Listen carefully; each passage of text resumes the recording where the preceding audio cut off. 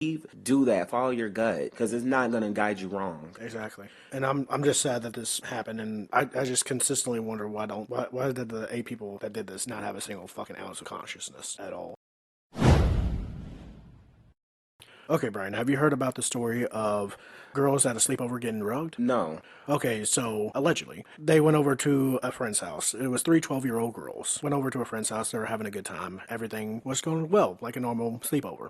Well, the father of the girl that they were having over decided to drug them all with smoothies. It was a mango smoothie, and reportedly, it was benzodiazepine. Ooh. Yeah. So it's benzodiazepine is kind of like a Xanax in a loose term. So it's not overly bad, but also you're drugging kids. So reportedly, the mango had white flakes all over it, and he consistently insisted that they drink it all. Red flag number one. Yep, red flag number one. So later, when all the girls get knocked out because, well, they got drugged, there was one that remained conscious. Obviously, their names are not disclosed because they're minors. Right. So later that night, around 12 a.m., but around there, he comes down and he starts checking up on the girls, seeing if they're really awake. He hovered his hand over their nose and mouth just to make sure they were breathing, quote unquote, or making sure they were still knocked out. It was waving his hand over their face like, hey, are you awake type of motion. One girl actually managed to stay conscious during this action, and after he was done standing over them, he went back upstairs and she immediately started texting her parents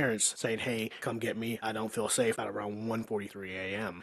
Then her parents of the girl that was fully conscious and aware, they came over at that night, and the father insisted that they come back tomorrow. Well, no. Ain't no way. Yep, ain't no way. So the parents said, no, fuck you, got their daughter, and got the other parents involved as well, and it turns out there were drugs in their system. That is wild. Yep. Could you imagine going over a friend's sleepover and then all of a sudden you get drugged? I've been to a few when I was younger, and I really can't imagine something like that happening. But could you?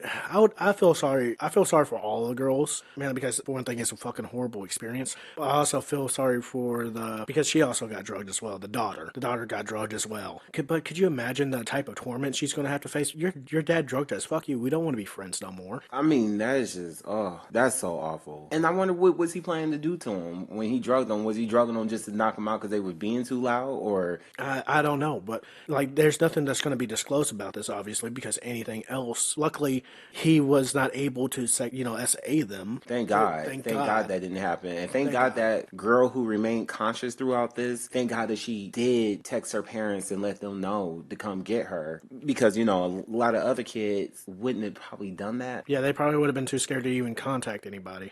But it just blows my fucking mind. Like, yeah, sure, I get kids are a bit rowdy, but there's no need to fucking drug them. But I feel like there's some malicious intent behind that, some way, somehow. Just mainly because of the context of it all. Yeah, that. And also insisting. It just sounds so pervy. It is so wrong. I mean, he's putting their hands in their personal space. I mean, overall, if you put your hand anywhere like near somebody's face, that's their personal space. Right. So you're already violating one thing. I'm just thanking God that he didn't violate more. Right. It just takes me back to, like, I grew up with